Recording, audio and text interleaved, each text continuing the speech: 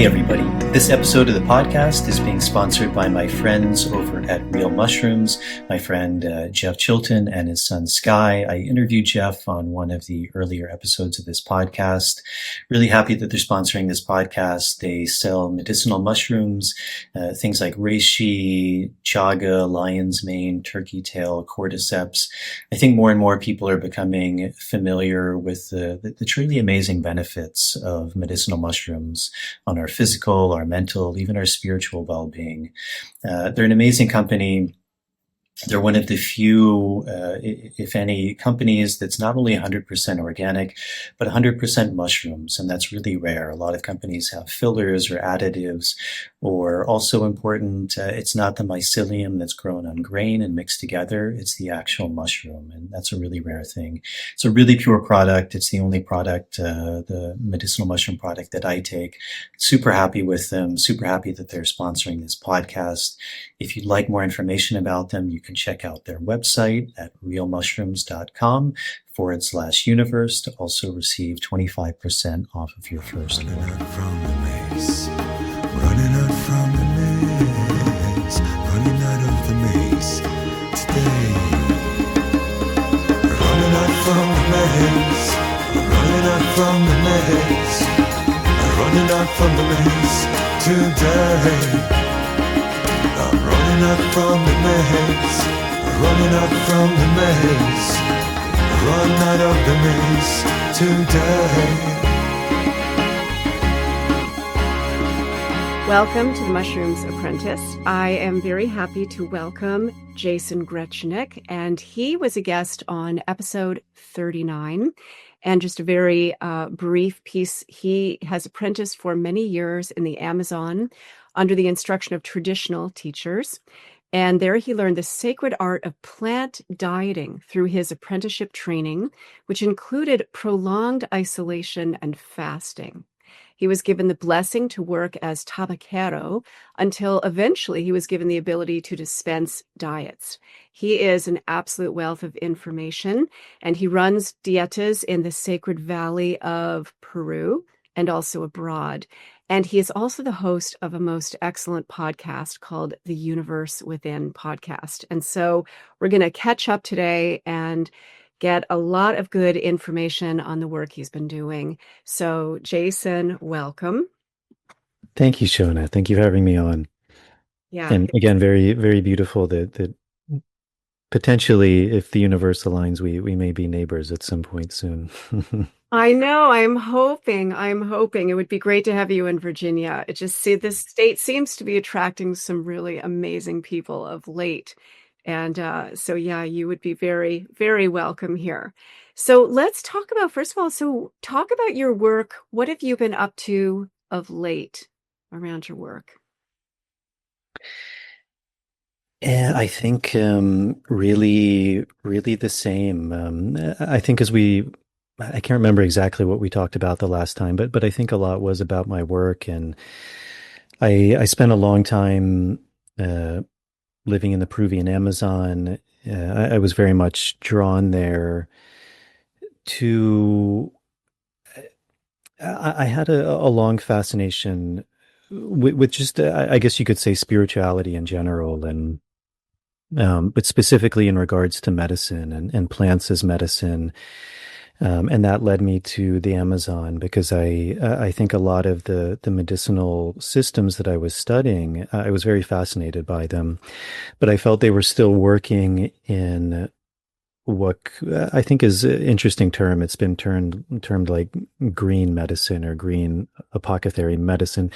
Essentially that it's still operating in kind of this allopathic or even pharmaceutical way of looking of there's a symptom and you treat it instead of a pharmaceutical drug, you're using a plant, which I think is for sure a superior system for the most part, because you're at least working with a plant in its entirety rather than usually a synthesized alkaloid that's at one point was probably originally derived from a plant.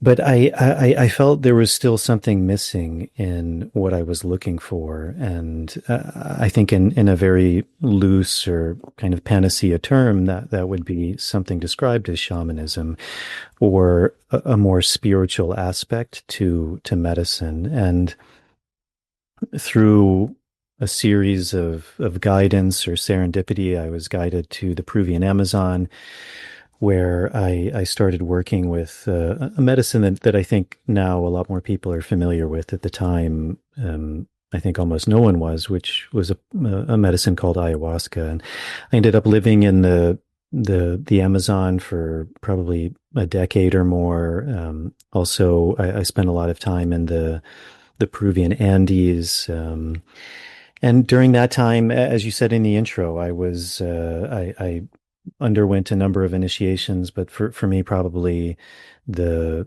the strongest or the one that I dedicated myself most to was working with plants via the medium of in the Amazon what they consider one of the most, if not the most sacred plant, which is tobacco, which may seem strange to people because usually we look at tobacco in a very particular way, but it's in for the Amazonian people, it's considered one of what they would call are the master plants, the teacher plants, the plants that God gave to humans to really help humans to remember on a very deep level who they are, where they come from, knowledge, wisdom. Um, and as you said, there's this traditional process called dieta, which is usually this idea of an extended period of isolation, of fasting, of not taking in any outside stimuli, ingesting a plant, usually via the medium of one of these power plants like tobacco or ayahuasca, to really directly and experientially heal and learn from that plant. So it's a bit of a not a bit, it's quite a different experience from, as I was saying, working with maybe a pharmaceutical medicine, where it's this idea that mostly on the physical level, the medicine is going to somehow heal me or bring me into balance. In this more traditional form of dieta, it's this idea that we're really going deeply into the nature of ourselves, into the nature of this plant, not only working on the physical body, but working on our mind, our emotions, our belief systems, our traumas, our fears, our desires. And then on a more deep level, beginning to connect to something that's even beyond us, which could be called spirit, God. And that process really began to fascinate me, and slowly, like you said in the intro, I began to begin doing that work in Peru, and then at a certain point, I began also beginning to be invited to other countries, and then at a certain point, I also began kind of bridging that technology that I learned, I was gifted, that was shared with me, that I learned through my own experience, which is a very particular technology. It's a science. It's a way of working with plants, but also beginning to not just work with Amazonian plants, but to work with plants from places that most of the people I work with are from, predominantly being the US, Europe, and really beginning to bridge that Amazonian technology, that indigenous ancestral wisdom, but connecting it through plants of the land that people are from, and that's been a really beautiful process for us. And so now our work is working with people in that way, working with people in dieta, working with people through the medium of tobacco. We still work with a lot of Amazonian plants, mainly trees, because those they're very dear to us. They're incredible teachers, but also beginning to bridge that work with a lot of trees from North America, from Europe, and that's really my main work. It was, at the time when I started, it wasn't even something I thought I would do. Even when I started doing it, I never thought it would be like a full-time job, but through grace, through serendipity, it's become my work, and we've been very blessed to, I think, be kind of selling out, and more people are interested in working with us, and so yeah, we we run retreats, we work physically, and interestingly, we just started for the first time working remotely, which has been an interesting step for us as well, kind of in this digital age. And we had done that with a number of our students before, but more on an individual basis. And this is the first time we're now doing it as a group. And I work with a woman, her name is Merav, and we both just been very surprised, not surprised, but just really happy with the way people have still been able to connect, even when we're not physically present with them. And so maybe a bit of a long answer to your question, but yeah, more of the same, just working a lot. And as you said, I have a podcast too, which occupies some of my time, but my main time is really with my plant work. Okay. Isolation is an important piece. And I would love for you first to speak about what was your first experience with the isolation, because you can see how important it would be to remove yourself from, just all the societal distractions. But you were in, I assume, Peru what was your first experience like when you had to isolate? What did that even look like? Well, that's that's part of that traditional process, which is called dieta. Dieta is kind of a word that can be used to describe many processes, but usually archetypally, one of the main components of that is isolation. And so once I started doing a lot of work with ayahuasca, I started realizing that this process of dieta was the process that these indigenous people would use on the one hand to help to heal someone. So if you were coming with a sickness, that's what I was saying. It's a bit different in the sense of not even just giving you a plant medicine and saying, okay, go on your way. It's seen that that's effective. You have I don't know, you have parasites and they give you the resin of a tree called ohe, and you can work with that, physically in the same way that you would just take an antibiotic maybe to try and kill a parasite. But in general, they would say that that's a much less effective way, that really by doing the dieta, you allow the plant to have a much deeper work. And I think that's not a super foreign concept. I mean, I think most doctors now that are working in some bit of a holistic way would also recognize, like, yes, I can give you this medicine. And if you do these various lifestyle changes, that's really going to help the medicine to work. So this idea of isolation is very important, and I'd say the main reason why it's considered important in that plant work is much the same as if you were taking a pharmaceutical medicine. Like, I think very few people, if they were taking a pharmaceutical, would really like have a felt sense of how it's working in their body, where it's working in their body, what's going on. And certainly, mainly because of our cosmovision, very few people would say like that medicine is teaching me, or it's teaching me about myself, or it's showing me where the sickness is coming from, or why it's there, how it's there. So it's seen that when we work with these plants, that these plants are also teachers, that they're not just working on the physical body, although they are also working on the physical body, but that they have the ability to actually teach us. But that teaching, the energy of it is very, very subtle, much like in the way that we dream every night. We spend a third of our lives in this very, very altered state of consciousness. And yet most people, when they wake up, or certainly after a few minutes or an hour, that world has vanished because it's so subtle, it's so refined. It's a very fine line that separates our waking consciousness and our sleep consciousness. So to be able to really recall our dreams, we one need to have that intention, but we also have to be in a very refined space. Like once we begin to open our eyes, to come back into this world, to reach for our phone, to eat food, we begin to do our things, we begin to look out the window, we begin to talk. That world is then very difficult to access again. So that idea of isolation, a huge part of that is that there's no outside stimuli coming in. So what that does is it doesn't allow our focus to go outside of ourselves. That entire time when you're in isolation, it's just you. It's you, yourself, and your thoughts. And the only thing that essentially we're taking in, that we're ingesting into our body, is this one plant. So the only information that we're receiving from the outside is this one plant. Like, right now I'm receiving information from you. I'm receiving information from this tea. I'm receiving information from the sounds outside.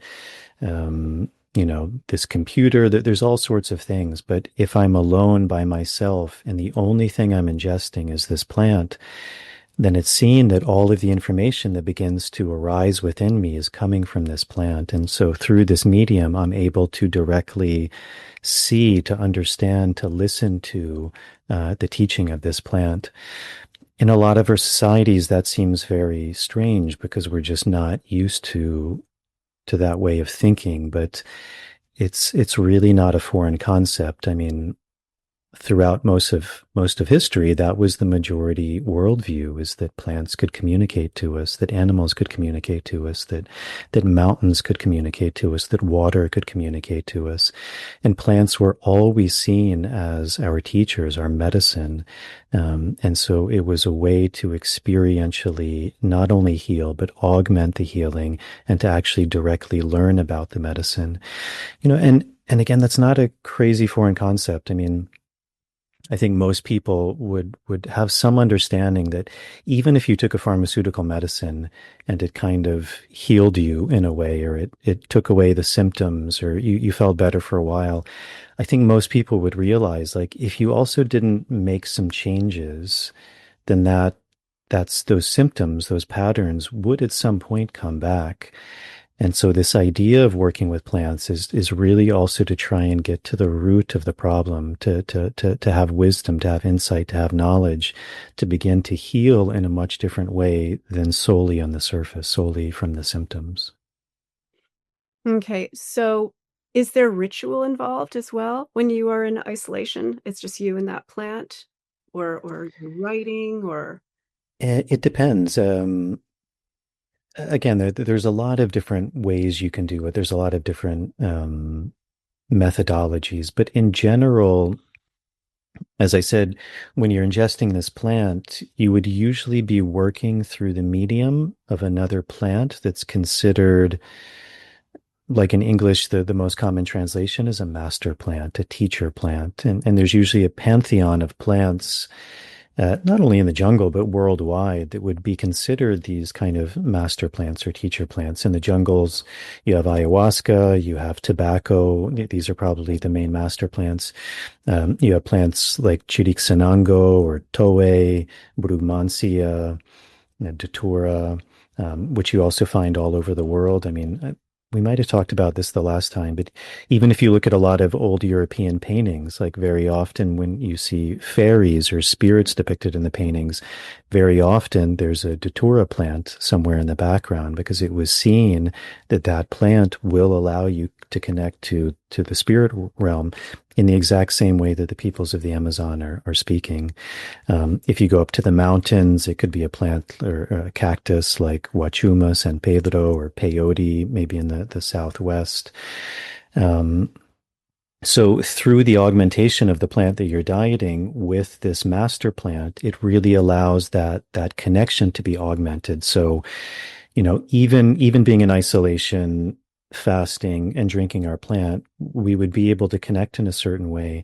But when you add one of these teacher or master plants, and that could be maybe what you're considering like the ritual or the ceremony, because usually there is some small ritual or ceremony around that really opens you. It's like it opens your senses in a much different way.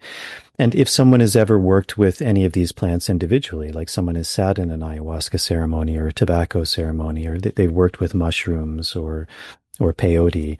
I mean, I think most people would understand that, yes, like something is being opened up, like my senses are open and I'm able to perceive in a different way. I'm able to perceive in a way that's far beyond my ordinary sense perception. And so again, through that augmented sense perception, we're able to connect even deeper to that plant that we're working with. Okay, that makes sense. So during your isolation, you were working with maybe ayahuasca and then the plant of choice that Mhm. you were dieting. Yeah, in one of the traditions that I worked a lot with, the Shipibo tradition, it was usually through the medium of ayahuasca. And in the other tradition that I was working with, it was via the medium of tobacco. And that was kind of the tradition and the lineage that I ended up really apprenticing deeply with and then beginning to follow that on my own. It's so interesting because ayahuasca, so having worked with it myself, I mean, obviously it takes you in such an expanded state, which is palpable to say the least. Mhm. Tobacco, like not so much, right? So, and yet it's a master plant. So can you explain how, I don't know, it's like, my goodness, from ayahuasca to tobacco, how does tobacco open you to experience more deeply other plants? Well, tobacco is an interesting plant. I mean, one in that everyone has heard of it, which I think we often take that for granted. Up until maybe 10 years ago, no one had heard of ayahuasca. If you asked a random person what's ayahuasca, they'd think you're speaking a foreign language. Everyone's heard of tobacco. Why is that? Because tobacco is a master plant and it's spread very, very quickly. The meeting of the quote unquote new and old world, which I think are horrible terms. The new world is far, far older than we may know. But when that meeting happened, tobacco was adopted because it was this incredibly widely used master plant. I mean, so many of the indigenous groups that the Europeans and Africans came into contact with were using tobacco in a sacred way, in a ceremonial way, sometimes in a recreational way. Although even the recreation, I think there was a deeper meaning behind it, which perhaps just wasn't understood. And so it was adopted very quickly. And I mean, you can see how fast it spread. I mean, it spread like a wildfire all throughout the world. And, even if you go to Siberia now, people are working with like shamans, healers are working with tobacco, even though it was never native to there. But when it was introduced there, they saw the healing, the teaching, that the power of tobacco, and so they incorporated it into their practices. You find traces of nicotine even in the Egyptian pyramids. It's a bit controversial whether it was there originally or somehow it was contaminated in kind of the rediscovery, but you do find strains of tobacco in Africa. I believe in southwestern Africa, like Namibia, you find strains of tobacco in Australia. Very fascinating. Even the Aboriginal Australians speak of dream time, and dream time is the medicine in the language of tobacco. And one of the groups that I've worked with, the Bora, or the Witoto people of Colombia and Peru, I believe their creator god is called Buinaima, and they say Buinaima gave tobacco to humans so that humans could dream, like Buinaima dreamt the universe into creation. Very short but very beautiful. It's also saying that what we take to be reality is also a dream. Like God dreamt this universe into creation. We dream this universe into creation. We've often forgotten that we are creators, or we have that creative potential. And tobacco is one of these plants that allows us to literally dream our existence, our reality into reality, much like God dreamt this into reality. And so to answer your question, like if you had to isolate one plant as the most widely used medicine or sacred plant all throughout the Americas, it was tobacco. It was the most widely used. It was traded for. Even indigenous people in the Arctic areas of Canada and in the very depths of of the south of Argentina and Chile, that they found traces where they traded for one thing, and that was tobacco. So it was really valued by the people. Tobacco is an interesting plant in that you can work with it in a lot of different ways. I mean, most of us know it through smoking, although that's also more of a recent phenomena. Even when the Europeans and Africans came over, it was predominantly chewed or snorted. I mean, we were speaking a bit before we started about my family ancestry in Virginia, and like, I still have like the relic of a great great grandparent of mine who had a little snuff box. She was actually a woman, and that's how they would work with tobacco. They'd snuff it. Smoking is more of a recent phenomena. Smoking, traditionally, the indigenous people did smoke, but it wasn't a super common way that it was worked with. So even with the introduction or the adopting of tobacco, it was predominantly chewed or snuffed. It can be smoked. But much like ayahuasca, when you're working with tobacco in a ceremonial or a sacred way, it's ingested. And when you ingest tobacco, it's very, very strong. And you can have similar experiences like you would with ayahuasca or mushrooms or any of these sacred plants. Obviously, how you administer it, the dose, who you're working with is very important. And also, just a side note with that, please no one ever ingest tobacco, because it can be very dangerous, even deadly. It's a very strong plant. But when done properly, it induces a very particular state of consciousness. It's often working in what we would call this liminal or hypnagogic state, which is kind of this space between the waking and the dream world. And it's why it was often referred to as the plant of the shamans, because it was seen that the role of the shaman was to have a foot in both worlds. And that's how the shaman was able to work, is they could receive messages from the spirit world and then integrate those into this waking reality.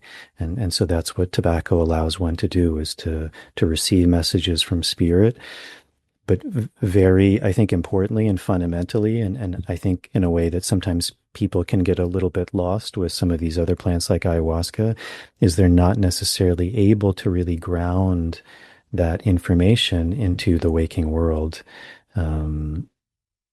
So tobacco is, it is, and can be very strong in a similar way of ayahuasca. Again, all of these plants work in a different way. Like there's a beautiful story of another group of people who I studied with, called the Tubu in the Colombian Amazon, and the title of kind of their storyteller, their wisdom keeper is called Emika, and one of my teachers embodies that role. So his name and title is Emika. And the Tubu have this beautiful story that, like, eons ago, humans were suffering, which I think in and of itself is a very important story, because I think we often get caught in our kind of egoic tendencies that we live in like the worst time and everything's falling apart and only now are we suffering. But in their origin story, eons ago, humans were suffering. And according to this story, these star beings, higher forms of intelligence, interestingly, in the star system Sirius, descended the 12 dimensions of time and space on this primordial anaconda canoe. And on this canoe, they brought with them all of these different, what would be considered master plants: tobacco, the coca plant, peyote, wachuma, mushrooms. All of those they would actually put into one category. Toei, which I mentioned, Datura, Brugmansia, and then what they would call the queens of knowledge, which are ayahuasca and jemaru, which interestingly is marijuana. And so those two plants, ayahuasca and tobacco, are at opposite ends of the canoe. And, each of those plants has their place in the canoe. And the only reason I bring that up is this idea that each of these plants has their medicine, that they have their own way of working. So ayahuasca doesn't work exactly the same as tobacco. Mushrooms don't work exactly the same way as Toei. Toei doesn't work the same way as ayahuasca. Ayahuasca doesn't work the same way as peyote. But they're all considered sacred plants. They're all considered part of this bridge, part of this canoe that allows us to connect to the spirit realm. Goodness.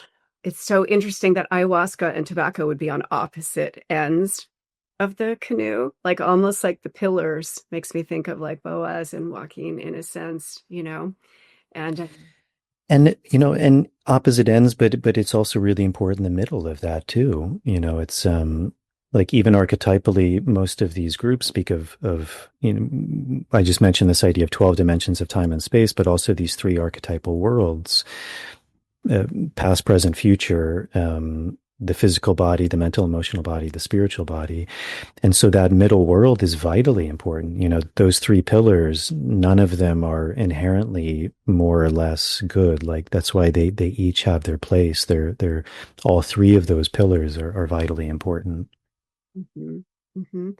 How would you say tobacco has healed or helped you personally? Because clearly you've really devoted your life to it.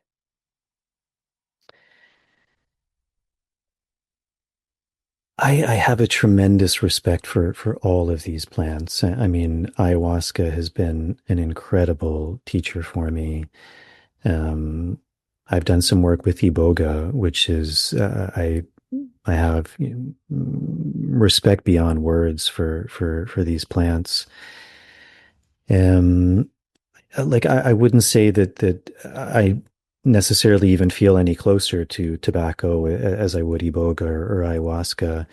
Um, I think in a sense, this may sound funny, but I think in a sense that the plants choose us. Um, and when I was working with tobacco, it was actually the most difficult experience I ever had. And ayahuasca and iboga can be very strong. um, and I mean, I've had some very challenging experiences on those, but the first time I worked with tobacco, was very intense. I mean, I really thought I was dying for a long time and for multiple days. And I think in retrospect that it was a sort of a test for me to overcome, and eventually I came back to work with it again. And in that process, I just received this very clear instruction that I needed to work with it. I take that back, not even to work with it, but I needed to somehow share its knowledge, um, which could have been, I don't know, writing a book or just speaking about it. It wasn't even clear to me at the time that I needed to work with it. But interestingly, as time went by, and to answer your question, like what did it teach me, or it was very interesting because at the time I was working at an ayahuasca center and with a different lineage, a different plant, and I was very careful not to mix those two energies because also in the jungle you have a lot of beauty. You also have things like jealousy and envy and people being very weary of different traditions and different medicines. So I was very clear, like I didn't speak about it. I didn't say where I disappeared to for a while. Um, but many people began coming up to me and being like, what did you do? What's changed in you? Like something has changed, something is different.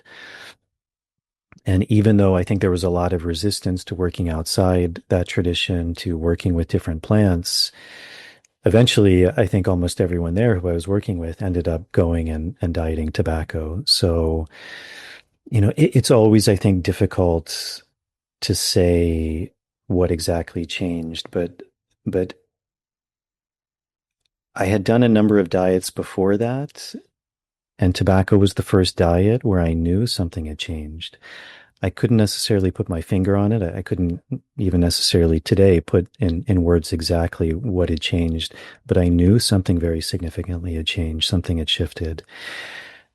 I would say some of the archetypal medicine of tobacco, which is very strong, which I think if you begin to work with it, hopefully we begin to embody, are qualities of clarity, qualities of sight, qualities of truth, qualities of justice, qualities of understanding the dynamics of the universe on a deeper level. I think there's a real aspect of truth, which is, I think, something we've really gotten away from in our societies. We even look at that word as somehow untrue or dirty in a way. There's a, and I think a lot of that is because we've actually lost these initiatory rites. We've lost what it means to really struggle, to really face death.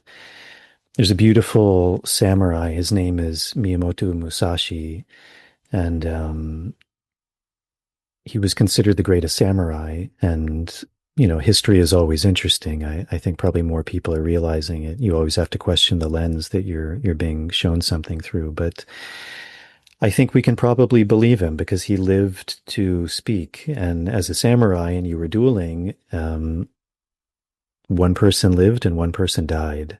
So those who died weren't around to speak, and he was around to speak. And so he said, and it was true, he never lost. And he never lost because he was alive at the end of his life to speak. So every single duel he won, or every single duel that he went into, he came out the victor.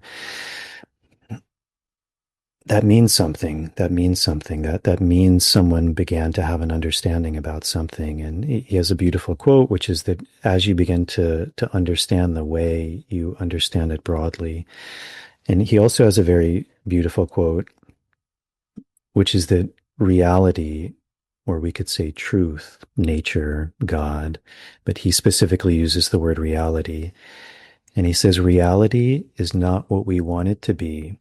It is what it is, and you must bend to its will or live a lie. And I think that's a lot of the medicine of tobacco is really beginning to understand things on a deeper level. That's why even traditionally you would work with other plants via the medium of tobacco, because it was said that tobacco was food, it was nourishment. It's that which allowed you to see the essence of a plant, and that in that space it didn't lie. Obviously, these plants are going to work with us in different ways. There's all sorts of things that can happen, different qualities we can begin to embody, different medicines that we all have that they can begin to gift us. But I think archetypally, also interestingly, a lot of people describe tobacco as the grandfather. I think a lot of that also comes maybe from this more Judeo-Christian worldview of God being a masculine presence. And so in this way of tobacco being the first plant, it's seen that it's the plant of God, therefore it's seen as masculine. Having said that, like many people do experience when they're working with tobacco, it being a more masculine quality, because I think archetypally it tends to embody more qualities that we would consider archetypally masculine. Things like strength, truth, the light, fortitude, this kind of unwavering essence, where in the same way, because all of these plants have both qualities, and so it's always going to talk to us in a way that resonates with us. It's the same for ayahuasca. Like ayahuasca is not feminine or masculine. Like even the group of people who I mentioned, the Shipibo, I've done a lot of work with. They view it as two. They view it as both, because it's actually two plants. They view it as a masculine plant and a feminine plant. And when you join those two, you have the brew of ayahuasca, which they would call knowledge. And so that's what knowledge is. It's both polarities. Many people will describe ayahuasca as maybe more archetypally feminine. And I think the reason of that is, again, more of the archetypal way that ayahuasca can work.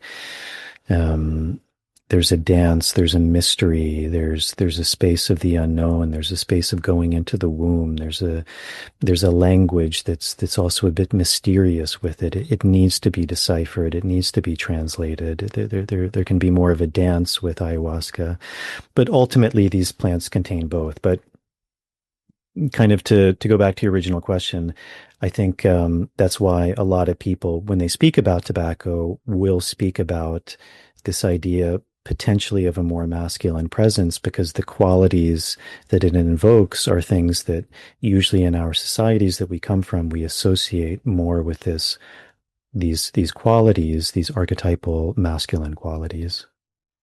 Thank you so much. That was incredible. That was so helpful. I feel like I have much better understanding of that.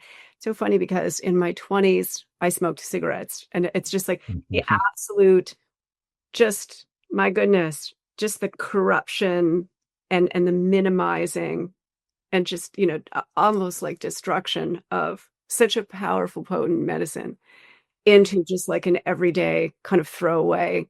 It becomes a chronic habit for many. And thank goodness I did finally quit. But that is Mhm. it just shows you just the mystery. We're in it. We're just bathed in this mystery, and we are completely in this sort of modern society pretty much oblivious to it. We're experiencing just Yeah. fraction. And all of these plants have that potentiality. I mean, you look at coca, it's an extremely sacred plant, and it's also been debased in a way. It's been synthesized, extracted into this form of cocaine, which also has a medicinal use. I mean, it's an amazing painkiller if a dentist is using it. Potentially it certainly has medicinal benefits as well. But I think one of the things that was very often emphasized with me from a lot of these indigenous people was this idea that all of these plants have an origin. They have an origin story. They have songs. They have dances. That they have a history. But most importantly, they have a story. And you have to know what that story is. You have to understand the story. If you're going to work with one of these sacred plants, you have to know that. You need to be taught that, because if we forget the story, it's very easy to become lost in the dizziness of that plant. And in a lot of because where a lot of these plants come from, Spanish is kind of like the lingua franca. It's like the language that a lot of people communicate with. And often when they describe the effects of these power plants, they would use this word mareado or mareación, which literally means seasickness, but it's often translated as like dizziness. And a lot of people, like, they'll take that to mean like when you're under the effects of this plant, you're dizzy. But I think it's actually the opposite. Like, life has made us dizzy because we've forgotten our origin stories. We've forgotten our deeper essence, and these plants are undizzying us, if that's a word. But if we forget the rites, the rituals, the traditions, and mainly the story, the stories of these plants, then it's very easy to get lost in the dizziness. It's easy to get lost in the power, the corruption, the dark side, not of the plant, but of the human nature, which these plants can take us into. And so always remembering that story is very important. And so I think that's like what happened, as you were saying, with tobacco and cigarettes. It's not that cigarettes are bad. Cigarettes are also a form of traditionally working with tobacco, but most people are working with those having very little understanding of the story of tobacco. Most people are doing cocaine or working with it with very little understanding of the story of coca. And more, even plants like ayahuasca, people are beginning to work with it more and more without remembering, understanding the story of ayahuasca. Yeah, so true, so true. It's it's where we're it's like a sign of the times of where we're at this point, and and just how important it is to touch back into really the sacredness really of this life, and everything that we are, that the nature that's around us. I'm just looking at the gorgeous beauty of this mountain, which I live on, and you know, I don't take it for granted, any of it, especially now because there's so much threat to us on many levels with industry and technology and all of that. I wanted to say, Jason, when you were talking about your first experience with tobacco and that you thought you were going to die, and I was just thinking of the tremendous clarity that will deliver. Like that's a very profound experience, really to actually think you are dying. And I've had that twice with the mushroom, and that alone will shift you dramatically or subtly, right? I mean, the death piece, and that's such a part of traditional initiations as well. They were very dangerous, and not everybody made it through their initiation. And so, and I would say also, like, in a sense, I don't know, it seems like you were also, you're initiating yourself, but in a sense, sort of called to something that, again, is not offered, and especially to our men today. So anyway, yeah, could you talk a bit about that, about just the importance of initiating oneself? I mean, we really have to kind of take the bull by the horns these days with regard to. Yeah, I think it's really important. I think I agree with you also in that sense that it's something men are really struggling with is these initiatory rites. Women also, although those initiatory rites were different. It's also something we've speaking about truth that we've gotten away from, is that there are men and women and that we are different. Those rites are very important. They were considered a vital part of traditions around the world. I mean, it's kind of like a silly anecdotal story, but this morning I woke up and I was looking at YouTube, and there was the son of this MMA fighter, and he got in a fight, and he really just like beat this other guy senseless, and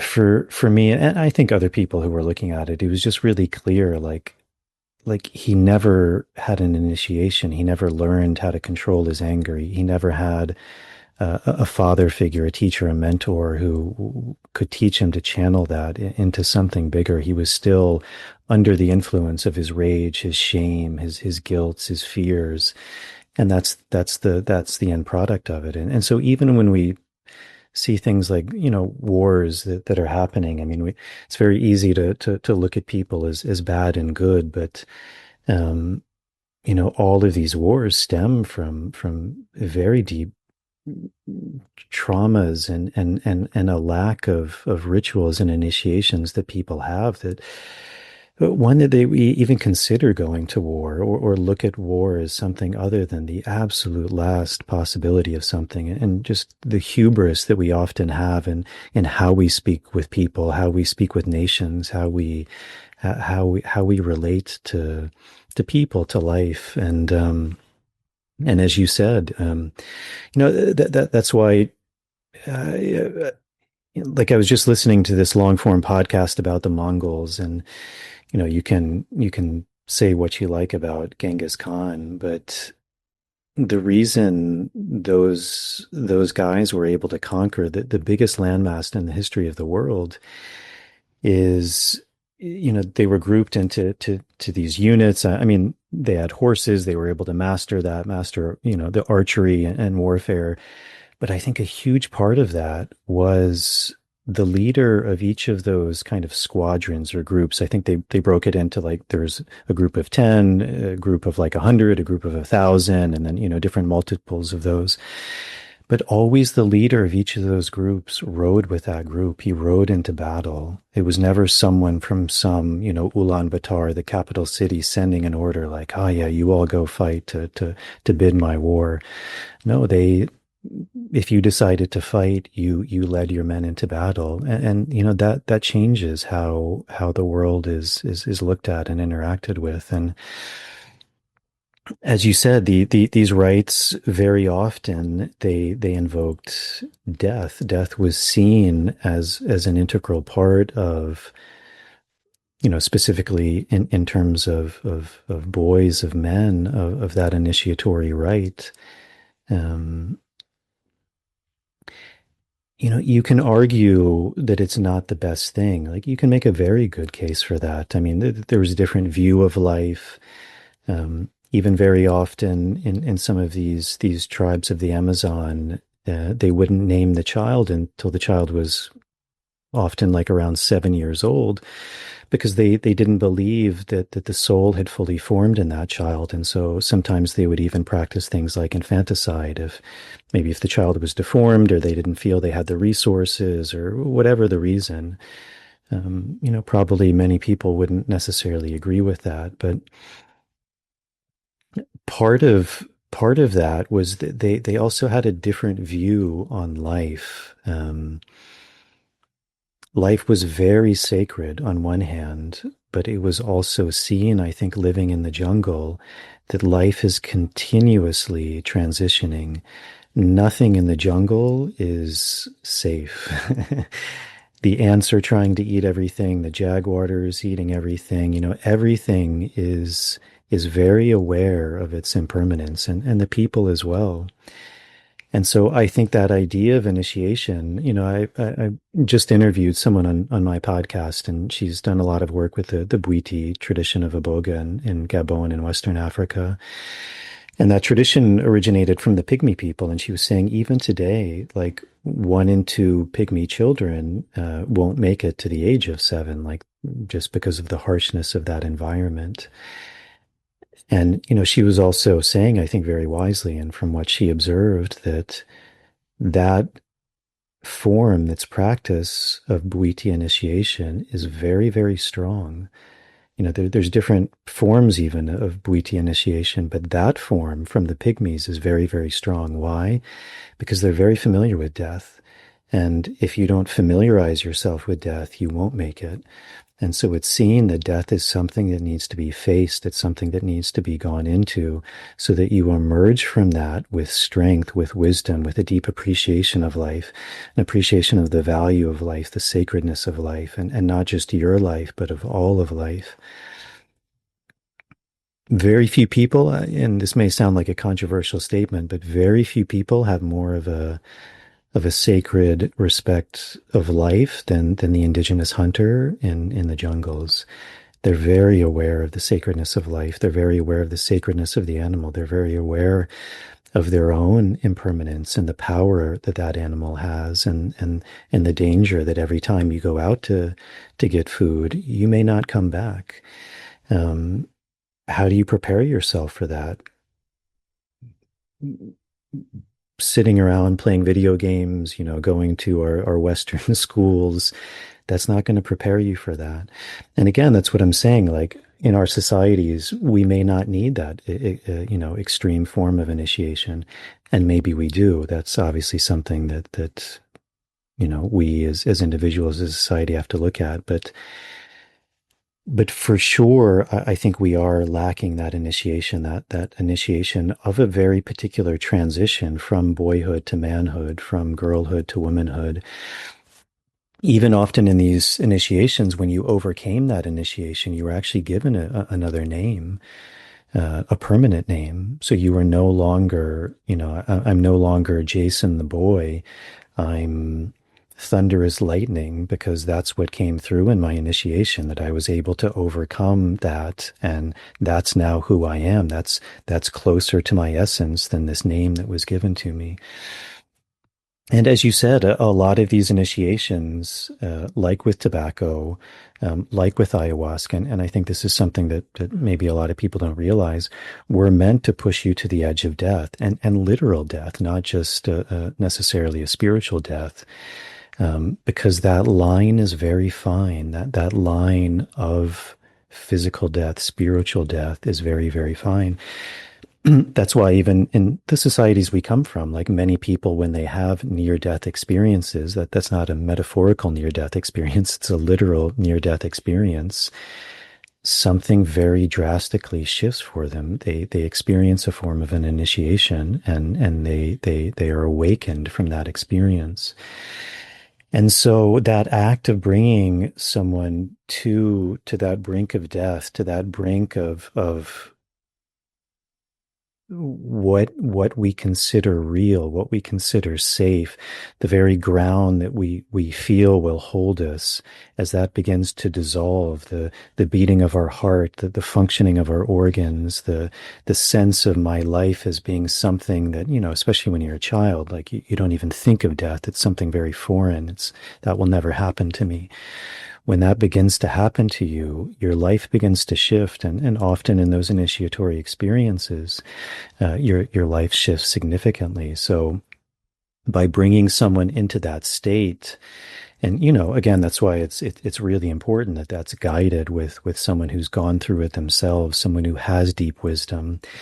Through that experience, through that initiation, through those trials, those tribulations, and then through the inserting of the wisdom of the elder, through the inserting of the wisdom of the plants, that person in that completely open space, that complete space of truly being reborn. Because when you're reaching those points, you are literally like a baby. You're deprogrammed. And then you can be reprogrammed in a way that's much closer to truth. And that's why it's seen that these plants are such valuable teachers, because they're embodying a deeper essence of truth. And so then that's becoming your teacher, your teacher even beyond the worldly form. And so then you begin to embody those medicines. You begin to embody the truth of those medicines, and you begin to become a carrier, a wisdom carrier of that medicine, to provide for yourself, to provide for your family, to provide for your tribe, to provide for your community, to be the person not only that you need to be, but that your community, that the world needs you to be. Thank you for that. It's interesting because my late teacher, Dr. Brewjoy, who was an elder and a man of tremendous wisdom, I remember him talking about the necessity for initiation, and how in the West we don't have that. And so as a result, he said, we are a nation of children. And he also said, death is cast out. And really relatively recently, because of course there was a time where the families, a member would die, and the women would bathe and dress the body, and it would be, put in the living room, and all the friends and neighbors invited, and the corpse would be there, and the children would see, and there was just this acceptance, of course, and reverence for death. And also, when you were sharing, I was feeling at times just a sense of longing. And I think this also is why we have seen throngs of people flocking to places like the Amazon to be initiated, to experience something deep and profound that will help them shake the spells of what they've been raised in. And then I think also of Terence McKenna saying culture is not your friend. And obviously, if you're in a culture that is definitely smaller and more connected to the sacred, then yes, it's your friend. But obviously, in what we are in now, it is so absolutely not, and on every level. And it just makes me think of what you are offering is so very essential for people. Could you talk a bit briefly? We've got maybe 10 more minutes in this first hour, but I'd love for you to talk about what is it to kind of initiate yourself into connection with a tree, for instance, because you've been doing a lot of work with trees, I have noted. Yeah, and just a note on that, I culture is very important, but I think much like we were speaking about, when you lose the story, that's when it becomes corrupted, much like when the plant becomes corrupted. And we were speaking very briefly about this before we started, but the US has an amazing culture, a sublime culture. We have a document called the Constitution and the Declaration, which are the most sublime documents that have ever been written. And people may think that's a crazy statement because we have been brainwashed, but there's no country that affords people, you know, we take this for granted, but in every country that I've ever been to, that I've ever lived in, your rights are given to you by man. The US is the only country I know that has this revolutionary idea that your rights are inalienable. They're God-given rights given to you by your creator, which means that no man, no woman, no government can take those rights away from you. I think people don't realize how many generations, how much sacrifice, how much initiatory rites that people had to go through to be able to realize that and to be able to enshrine that in a law that allows people those opportunities. I think so much of the decline has come because we've gotten away from that. We've forgotten that. We've forgotten those fundamental principles, and that's where culture is so important, and to uphold those, to remind us of those stories, and these cultures in the Amazon, they're also disintegrating to a degree.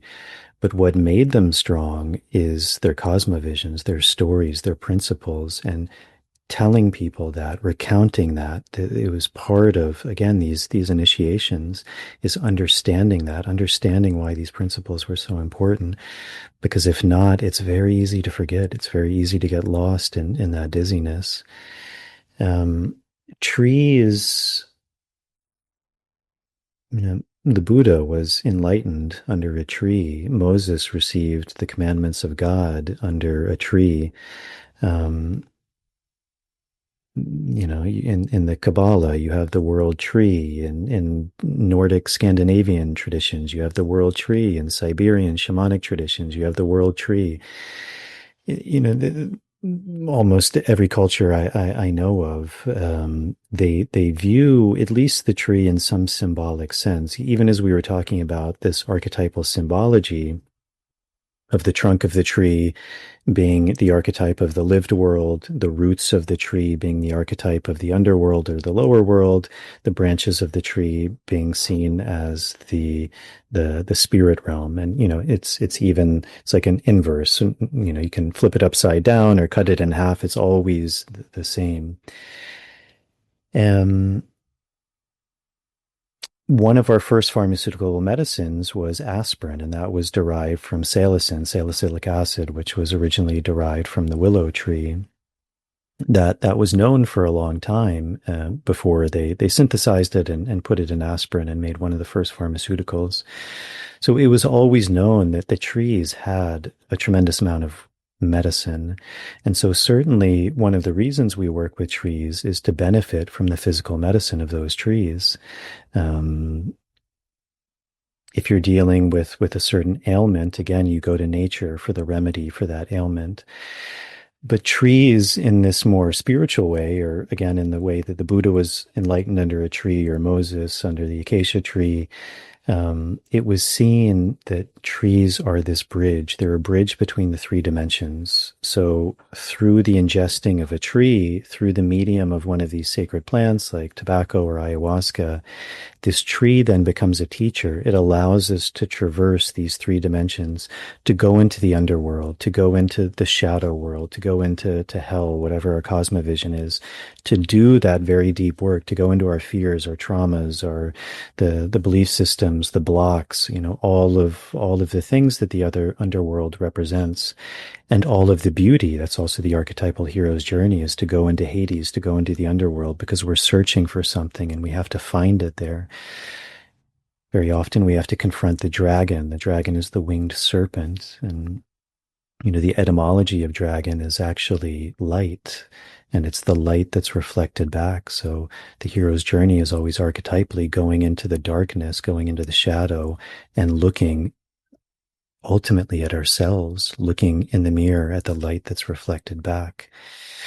The trees allow us to go into the lived world, into what we would describe as like the foundations of our suffering, our relationships, our relation in this world, our relationship to our work, to our creative potential, our relationship to our parents, our relationship to our loved ones, our relationship to water, to food, to the air, to the mountains. This relational aspect we begin to go into. And then the branches of the trees, the spirit realm, the information from spirit, from source, the wisdom, the guidance, the trials and tribulations of beginning to open ourselves to this realm of spirit, and the synchronicities, the serendipities, the knowledge. So trees were always considered this bridge of the three worlds.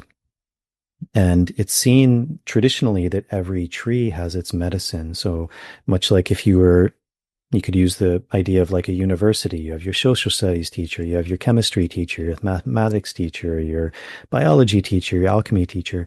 Each of these trees has its own medicine, in the same way that willow has physical medicine of that aspirin can be made from. There's a whole host of medicines in one tree, ailments that it can treat, but each tree has its spiritual medicine, spiritual qualities that it's beginning to teach us that we can then begin to embody. So that's why trees were always considered this kind of highest form of a teacher, and something that we can work with very directly.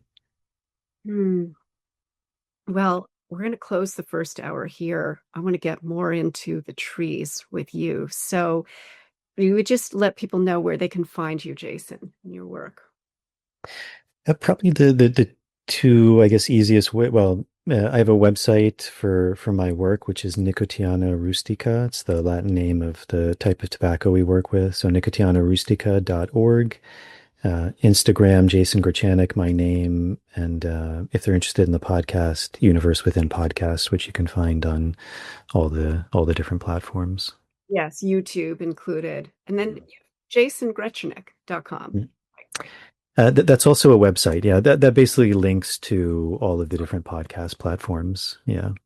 Okay, wonderful. All right, fantastic. Thank you so much, Jason. I'm looking forward to this next hour. Welcome back. All right, let's get back to these trees. So when you are bringing people in for this experience and they're going to work with a certain tree, like, how does that look? How's that structured?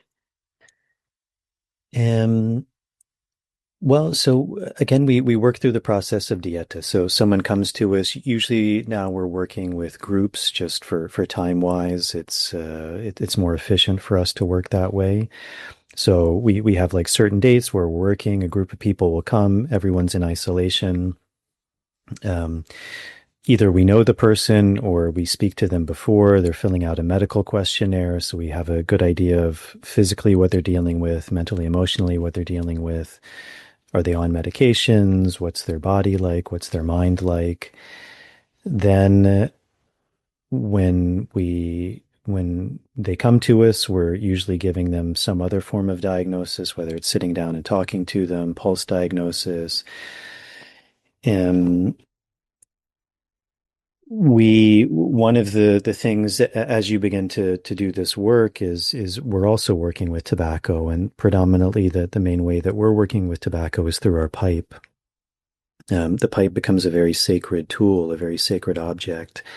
It's a relationship that much like any relationship, the more it's worked with, the more it's fortified, the stronger that connection, that power. So also we use the pipe a lot for diagnosis, for information of someone.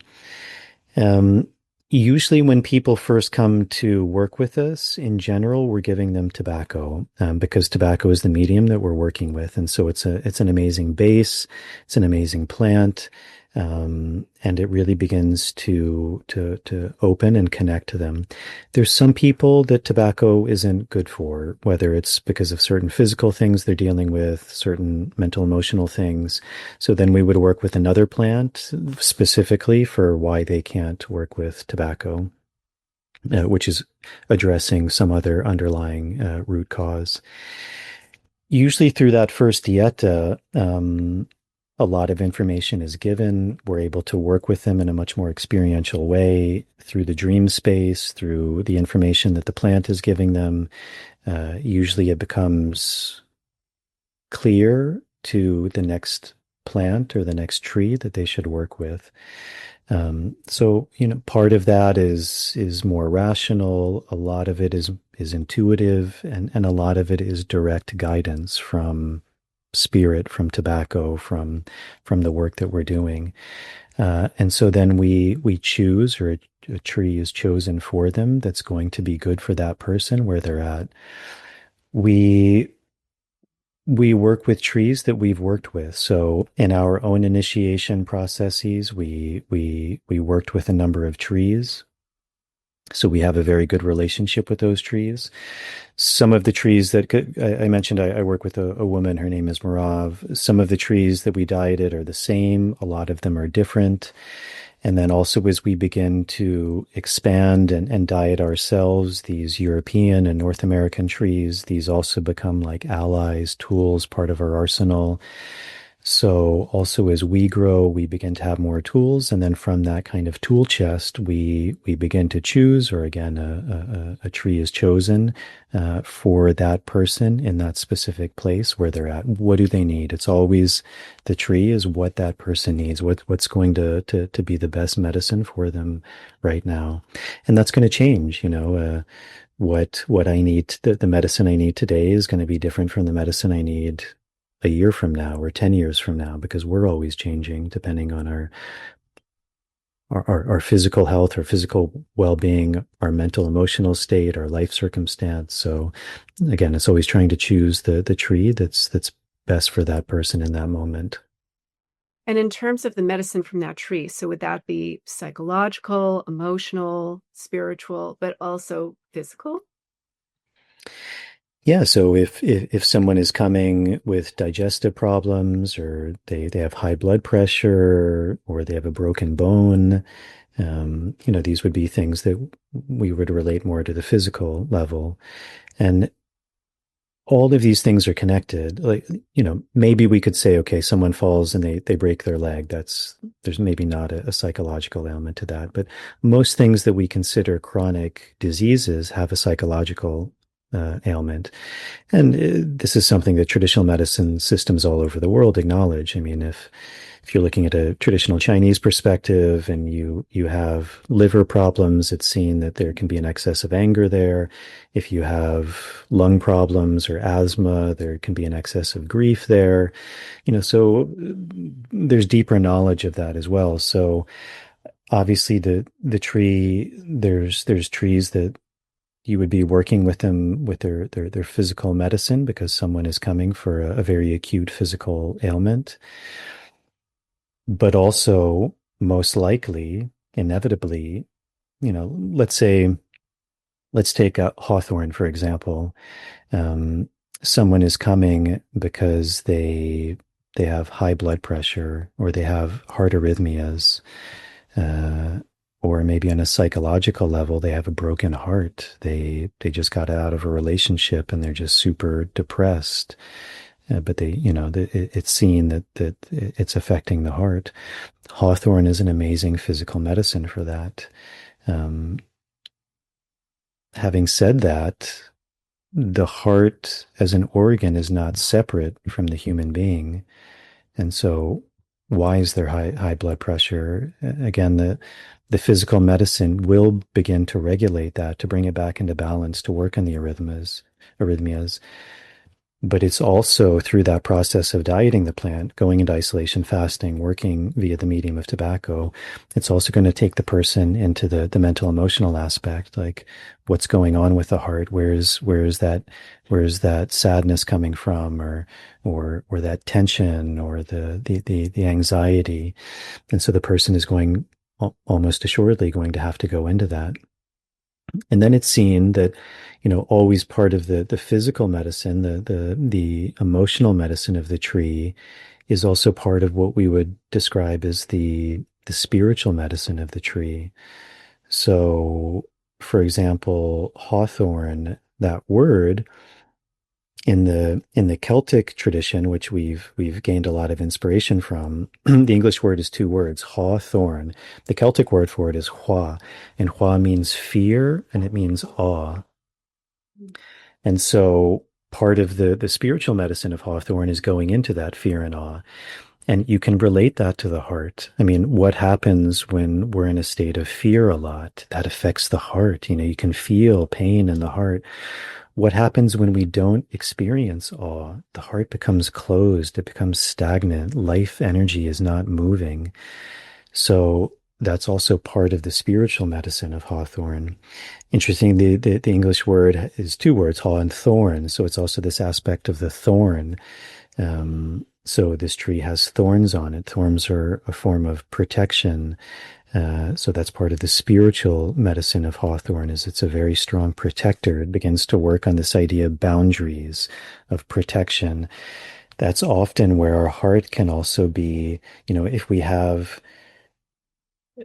almost no boundaries, then all of this energy can be coming in from the outside, and that begins to affect us.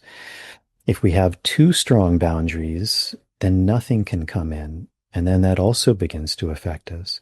So part of the spiritual medicine of hawthorn would be beginning to find where are my healthy boundaries? Where are the boundaries that are going to serve me? And that's going to be very personal to each person. For some people, those boundaries may be way out here. For other people, it may be here.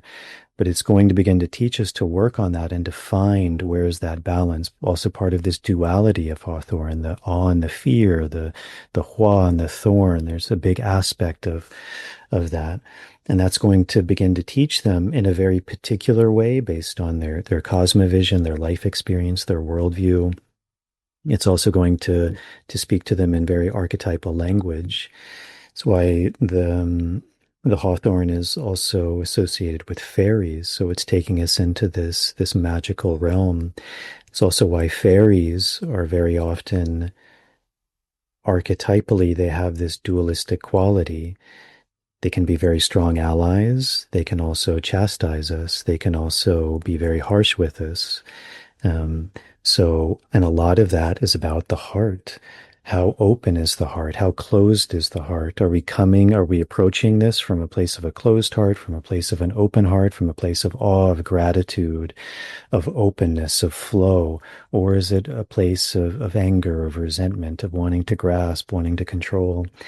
And so, these are all, I could talk about this for a long time, but all of these things will begin to be worked on. So the physical qualities of the tree, ultimately taking us into the mental, emotional qualities of ourselves, correlated to the tree, and then the spiritual medicine of the tree, beginning to teach us so that, again, we can really embody that medicine, so that as we embody that medicine, we become that medicine. We're able to heal in a different way of not just, okay, the medicine came in and fixed me. No, it gave me a certain knowledge. It gave me a healing. It gave me a wisdom. And now it's also giving me a responsibility that now I need to go and live this medicine.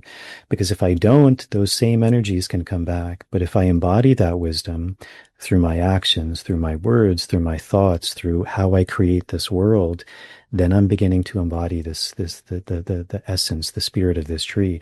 And not only for my own well-being, but hopefully for the well-being of all of those who I come into contact with. It's interesting you would speak to hawthorn, because my late friend, John Wilmot, who lived in Ireland, felt symptoms of stroke coming on, and he reached for, I think, a hawthorn tea. And he drank 2 cups of the hawthorn tea, and then he had to call 911 and taken to the hospital, and indeed had a stroke. And he just happened to wind up with a doctor who had some of this plant information. And so when John told him what he did, the doctor said, "You actually just saved your own life with that hawthorn tea." So very, very powerful, not to be underestimated medicine of that tree. My goodness.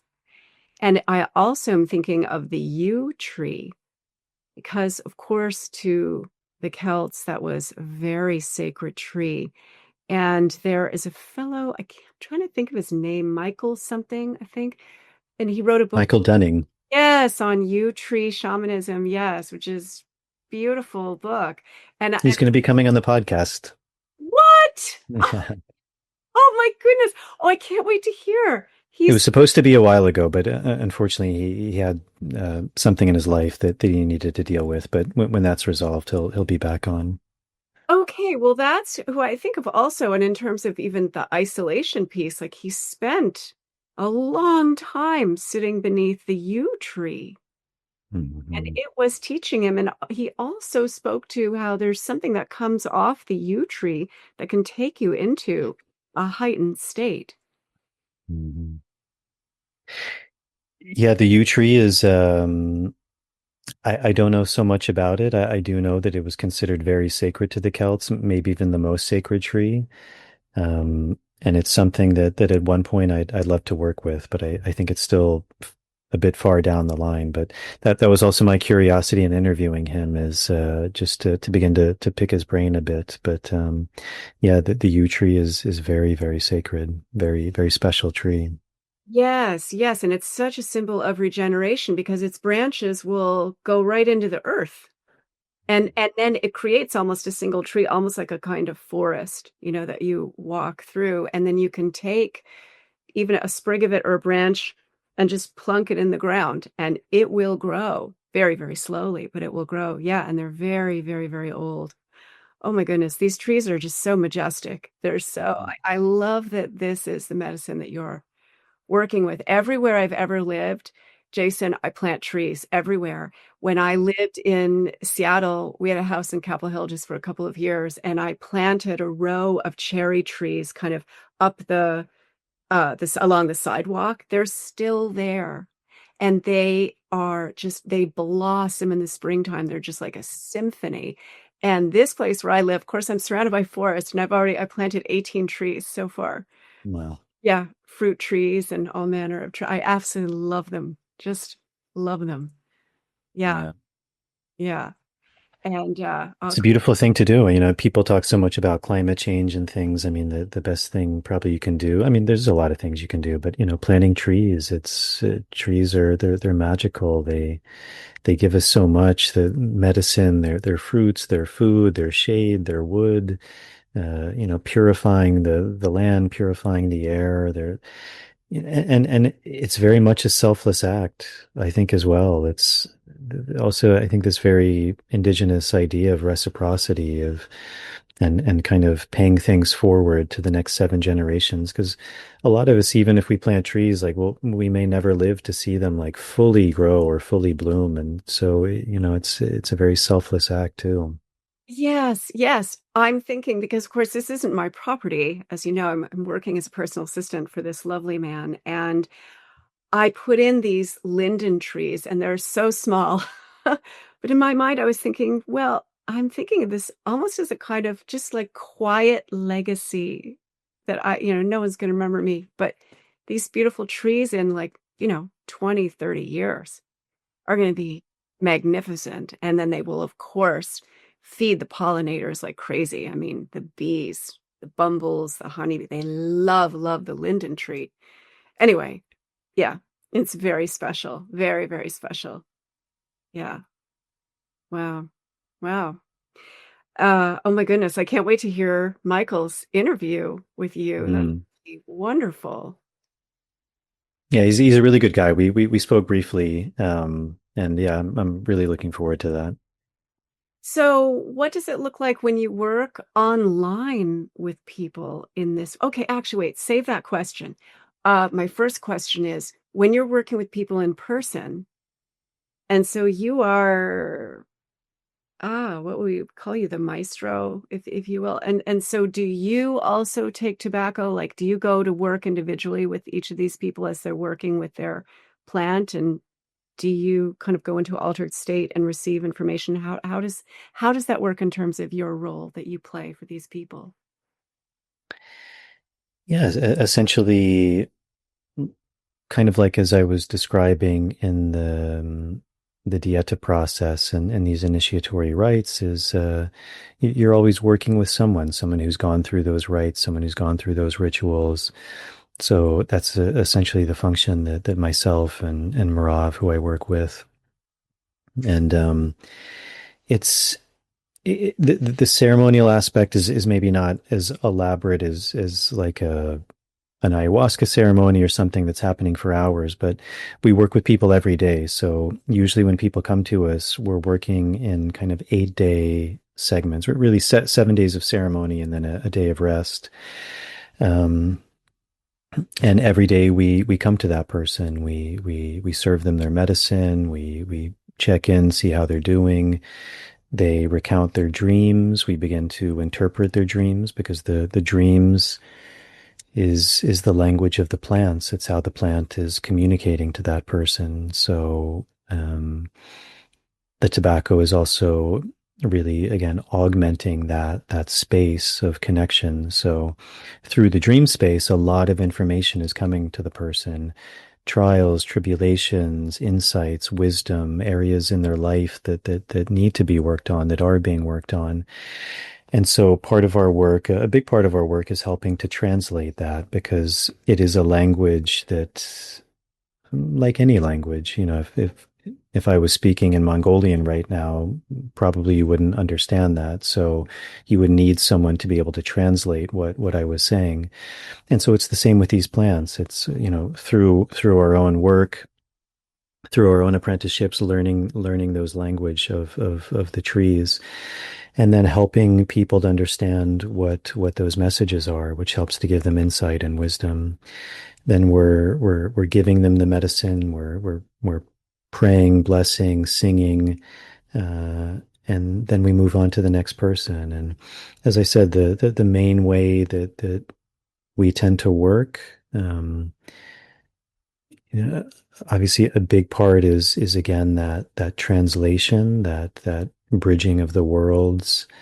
A big part of our work is our work with our pipe, of working with tobacco, of connecting in a deeper way.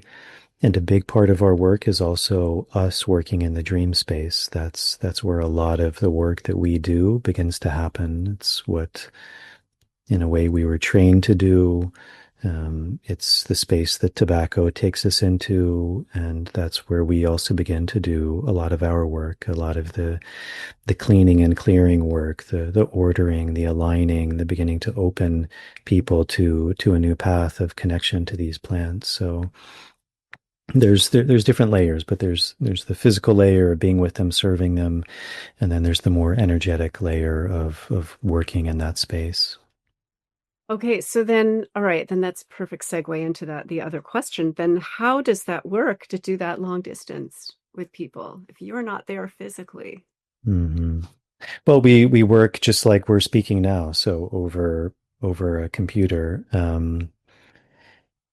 It was something we never really expected to do. I can't remember the first time we did it, but it was one of our students who I think was not able to make a retreat at the last moment.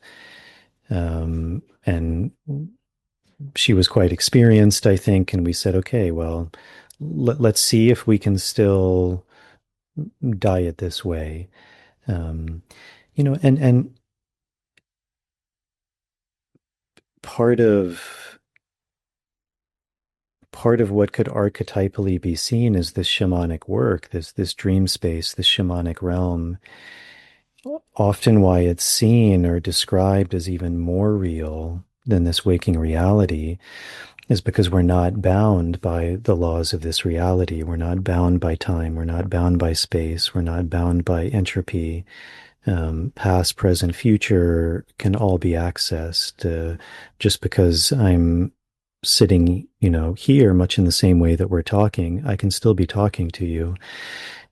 Much in the same way of that dream or shamanic space, I could be in a different world. I could be in a different dimension. I could be in the form of a hawk or an eagle or a jaguar. And that consciousness is still the same consciousness of the consciousness of me, Jason, sitting here and talking to you right now. So I'd say that's part of it, is already that's a space that we're working in, which is beyond the physical form.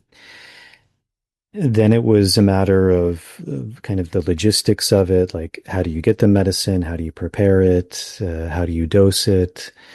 Um, and then, through doing that, usually us making the medicine, sending it to them, or having them teaching them how to prepare it themselves. And then, just in the same way of instead of physically being with them to speak about their dreams, we're doing it online like this. Um, I'd say one of the main differences, like obviously, there's always going to be something about the physical presence of someone. Um,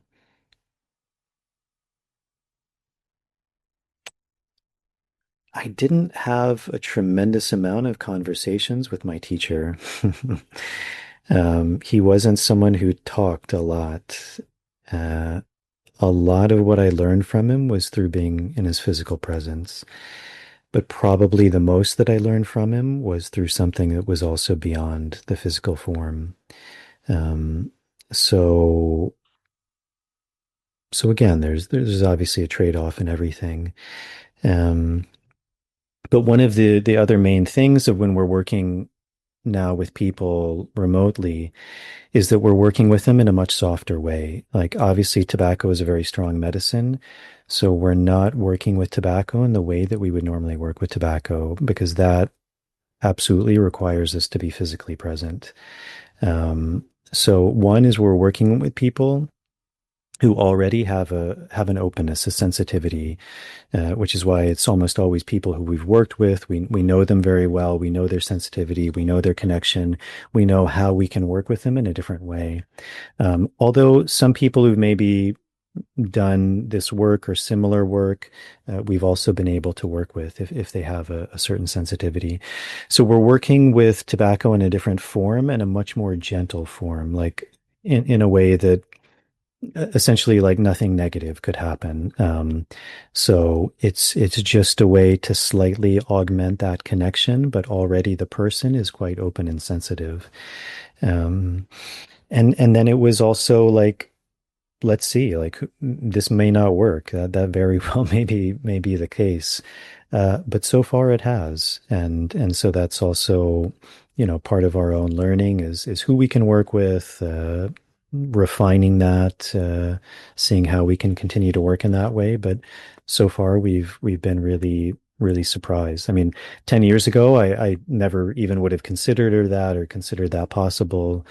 But a few years ago, we began to do it like with very specific people, and now this is the first time we're doing it as a group. And so far, knock on wood, it's been working quite well.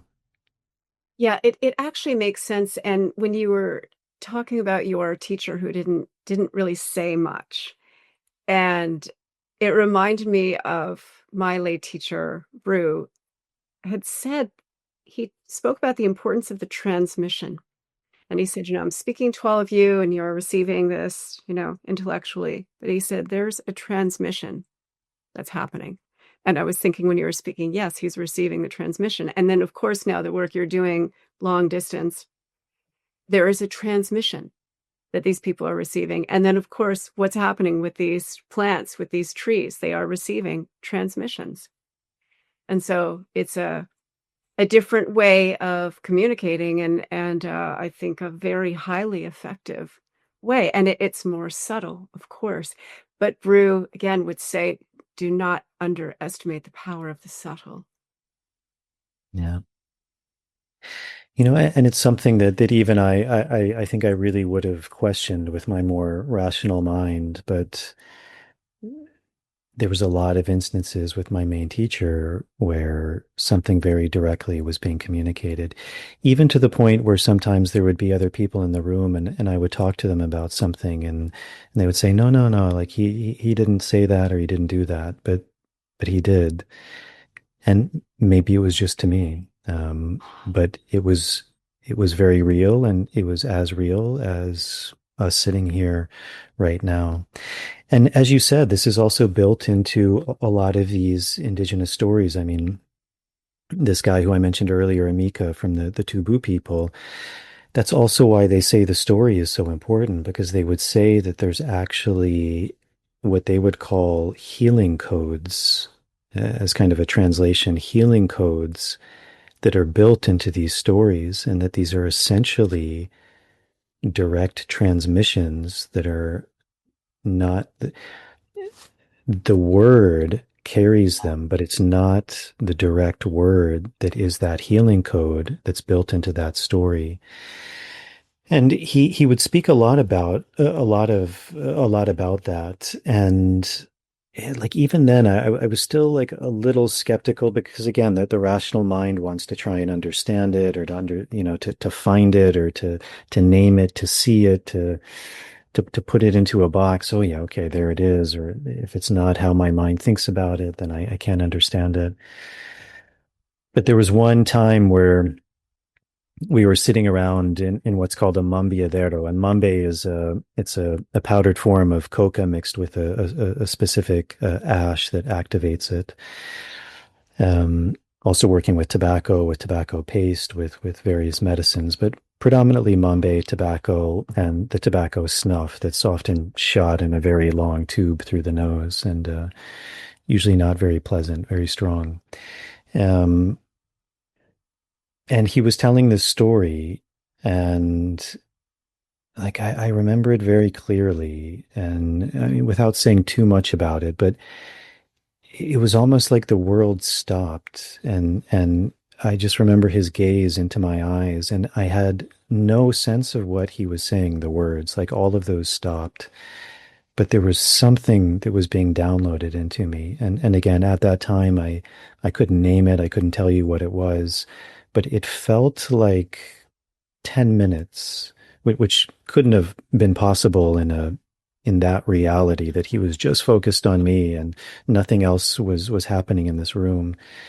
But there was some download that was being transmitted, and it was a very, very profound experience. And it also, I think, really shifted a lot of my own worldview of what is possible.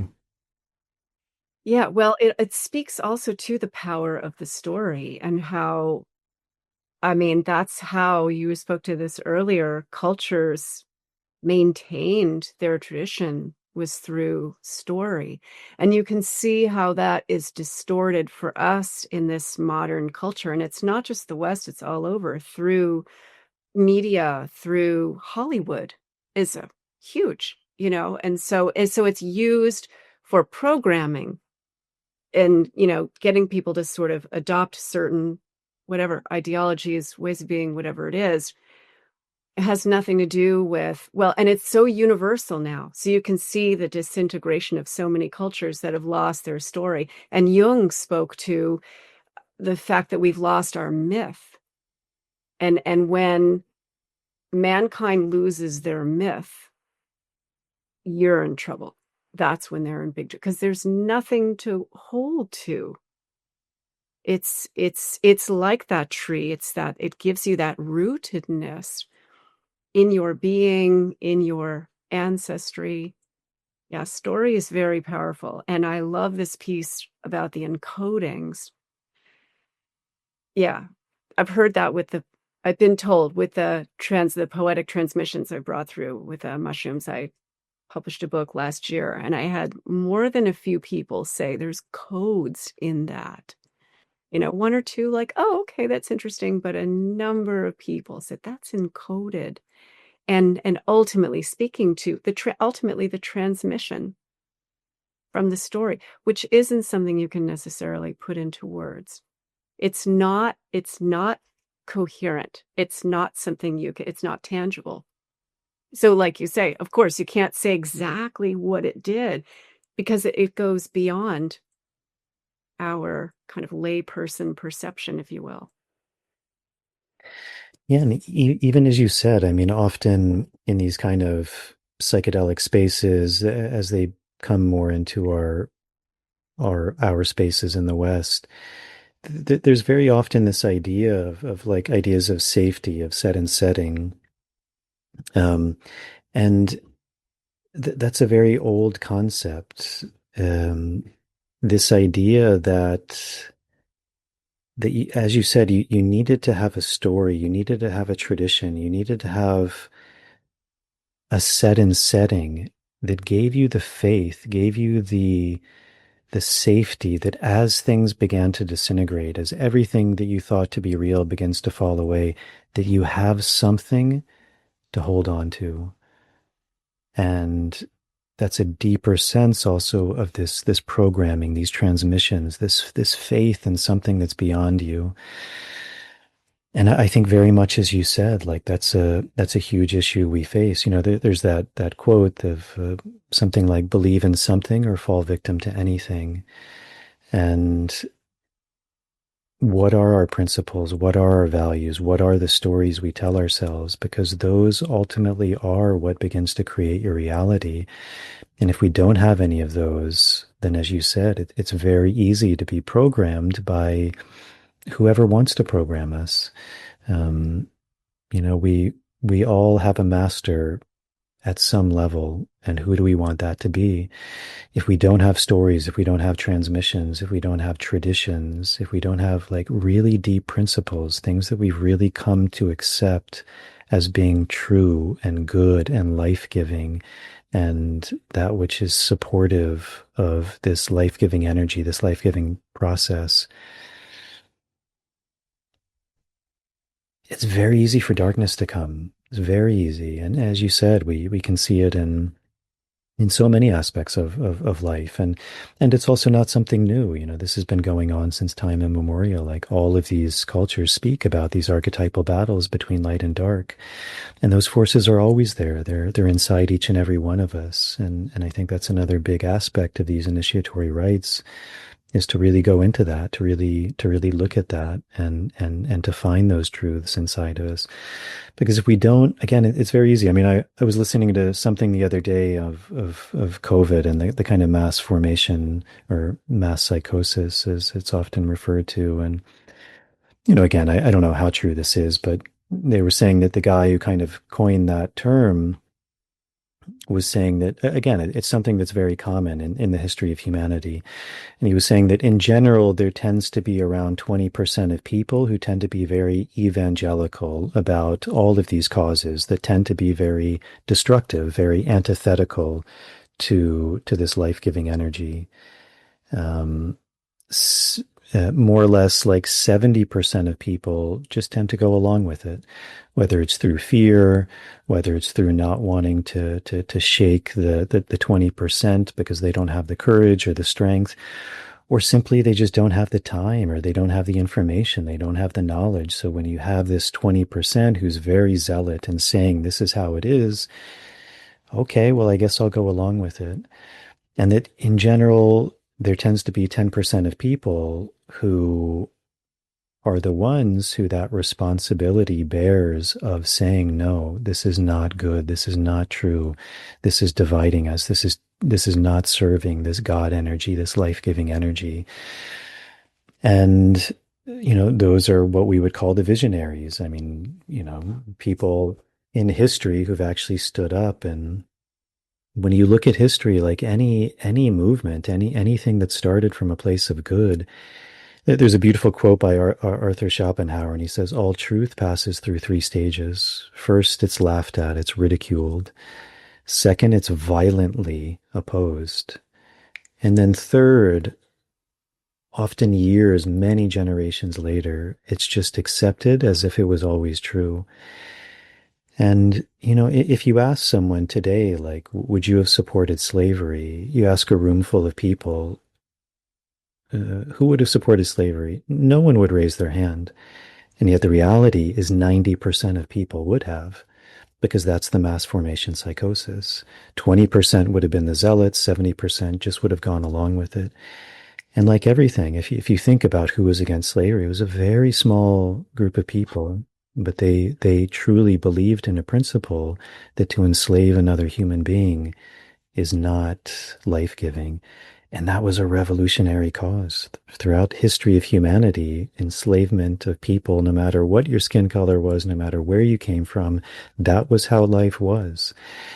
So all of these things, it takes someone who really has gone into themselves and found these things, and then has the clarity, the insight, the strength, the power to stand up for that, but that has to be rooted in something. It has to be rooted in a story. It has to be rooted in truth. It has to be rooted in something that that person knows to the core of their soul is part, again, this kind of phrase that I use, which is this life-giving energy. Something that is supporting life is in an ultimate sense true. That which is dividing us, that which is separating us is not part of that. And the devil comes in many forms. And that the devil comes in all sorts of energies that's tempting and can persuade us with all pleasantries and this is for the greater good and all of these things. But that's also where I think these initiatory rites are also so vital, because it's really about hopefully being able to stand in that 10%. And who knows, maybe, eventually that 10% becomes the 20% or the 50% or the 70%. And also traditionally, if you look at cultures around the world, they speak that we go through different cycles, through different ages, and that there are ages where there's more enlightened energy, there's dark ages, and they're often talking about cycles of thousands of years, of tens of thousands of years. And this is the constant dance, the constant movement between these polarities. Yes, no question. Yeah, yeah. And I understand we're in the Kali Yuga at this point. And there's differing opinions as to when we're going to be out of it. I'm not sure we're going to see our way out of this in our lifetime necessarily, but this kind of thing you're speaking to and the kind of work you are doing, that for me gives me great hope. And on other levels too, because farming is very dear to my heart, land, all of that. And we're seeing so much interest in that. It's ultimately, I see it as a reclaiming. This is about a reclaiming of what is dear to us. There's so much emphasis on, the future, and here we are, and it's progress, and which is a spell word, and all this kind of thing, leading us into, I think, ultimately our demise, and very quickly. And yet it's this reclaiming of these traditional wisdoms that is so important. And the more I kind of read different people's, wait a minute, let me just plug this in. I'm almost out of battery. The more I read people's commentary on different, videos and whatnot, lectures or whatever that I'm listening to, I'm seeing more of a sentiment of needing to almost throw away, if not entirely, the cell phone. And it's like, yes, technology is amazing. I mean, we get to have conversations like this and share this conversation, which is just beautiful.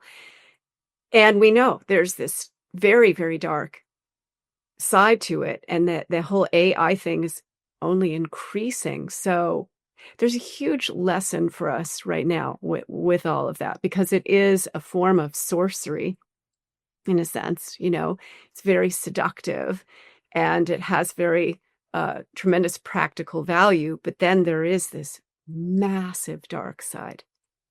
The Chat GPT, I've never been on any of those AI programs. I don't want anything to do with that. But someone sent me just yesterday 2 different stories of these teenagers who committed suicide, and they'd been talking to Chat GPT, and it was encouraging them and telling them not to talk to their parents. And it was all very seductive. It was and almost poetic. So we have a huge, we want to talk about initiation. I think really this is a planetary initiation. COVID was an initiation. And now I think AI is the ultimate initiation for us. And talk about like stories and the importance of our traditional stories and our folklore. That has been almost eradicated. So it just highlights just how important it is. Like this work that you are doing, I'm so touched by it, because I can see how rare it is for people to have this kind of experience. But yet again, with these people flocking to the Amazon, just to use that example again, you can also see how people are yearning for this connection, real, true connection, right? Because the internet's all about connection, they tell you. And yes, we are connecting, but can be very illusory. Well, there's this group of people who I mentioned a number of times, the Tubu, they have a beautiful prophecy. And again, doubt, reflection, not accepting things, I think is also very important. I mean, this guy who I mentioned of the Tubu Emika, he was saying when he was a kid, his grandfathers or his grandparents were telling him this prophecy that at one time there's going to be these people with different skin colors and different eye colors, different hair colors, and they're going to be the bridge keepers of the earth. And he's like, that's crazy. There's no people with different skin colors or hair colors. I mean, they're isolated in the jungle. They know themselves and, maybe their neighbors or something who look fairly similar. And sure enough, once people from the outside began to come, he began to see people of different skin colors, different hair colors, different eye colors.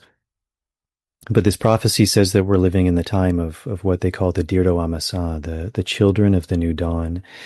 And they're the people that can take the medicine of the four directions and to bridge it to create a new Maloka. A Maloka is the traditional house of the jungle, the ceremonial house, the communal house. It also represents the earth, the universe, these aspects of time and space and that which is beyond that. And I think it's a very powerful prophecy. And one, it's that we are living in a time of people who can bridge traditions, bridge wisdom.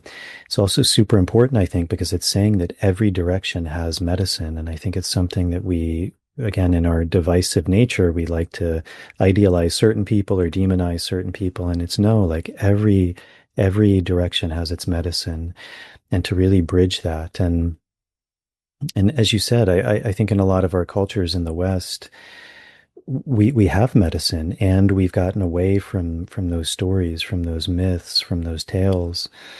And hopefully we can begin to bridge that and to reclaim that, to refine that while honoring, all of these other medicines. And as you said, that idea of connection and community, and I think in general people feel so alone, so disconnected from other people, from God, from source, from ritual, from tradition, and it's creating a deep loneliness, a deep longing. I think even in the US, for the first time, this generation has a lower life expectancy than their parents, which is kind of crazy. I think that's where I'm hopeful is, I also think we tend to project in the future so much, but we're still human beings. We still need clean air. We still need clean water. We still need food that's grown from the earth. We still need connection. And we can only progress so far beyond that. And I think as we're seeing, the more we progress beyond that, the consequences, not the unintended consequences, the intended consequences are beginning to manifest themselves. So we can only live out of balance for so long before disease arises, and that's the nature of disease. It's an imbalance.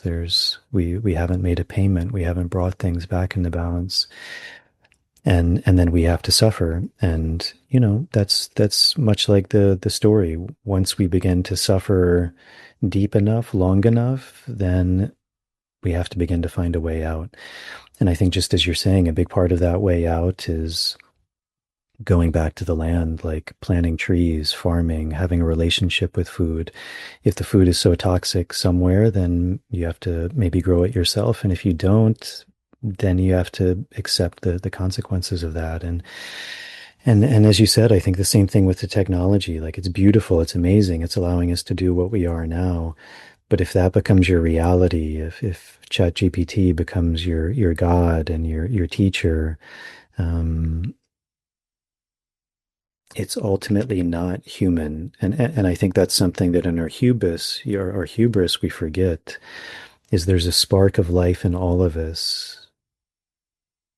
that is of God, and that's not of a machine, and that will never be able to be replicated. In the same way that we can come up with whatever technology we want. No two human beings will ever be replicated the same. It's literally, it goes against the fundamental principle of life. You can have the best machines in the world, cloning and creating. They will never be exactly the same ever. It's literally against the founding blocks of the universe. And I think more people are. I mean, from what I've understood or heard, I think some of the youngest generation now is beginning to put their phones down. They're probably looking at their older brothers or sisters and being like, these people are a mess. They're a wreck, and it's sad. We are losing kids, and but again, that's where I think tradition and wisdom is important, because that's a choice that we all have to make, and obviously kids can't make that, but parents can. And but if parents are stripped of power, if parents are stripped of autonomy, if parents don't even realize their own power, their own autonomy, if parents don't realize what's good and bad or right or wrong, then of course the children will suffer from that. And I think there's also a movement now of parents going back to, hopefully not this idea of the kid is king and whatever, everything is just as equally as good for the kid. No, it's not. There, just as like Amika from the Tubu would say, like, if you have a new idea, show me the tradition, show me the proof where it has been successful. If you can show me that, then great, let's adopt it. But if you can't show me that, I'm not going to adopt it. And we have tried and tested traditions of what is good, what is healthy, connection to the land, connection to the soil, things that we may even now beginning to understand, the essential oils from the trees, which help to heal us, which help to regulate our dopamine, the traditional way of processing olive oil that they're only now finding has these phytochemicals, which are amazing medicine that you can't get from machine pressed olive oil. And then all of the things that we just still don't have in our relatively limited technology to measure, to see all of the things that these traditions are saying. What is the relationship of having a relationship to the land? Can that truly be measured? What are all of the intangible things, the gratitude, the wisdom, the relationship to animals, to trees, to having a family that's living from the land? There's a lot there. And as we begin to move away from that, and again, it's not to say that we shouldn't progress in some way, because again, it's always this dance between these two polarities. But if we move too far from what is actually life-giving and serves us, then we begin to pay the cost. And I think, like you said, coming from Virginia, even I've noticed a change the last number of years since I've been back. Is there is more of an energy, more, I think, of a questioning of things, of these systems and government and media and what you've been told and what is healthy and what's not healthy. And like, why am I buying irradiated garlic from the supermarket when I could, for 10 cents, get some seeds and grow it in my own land, and it's not that hard?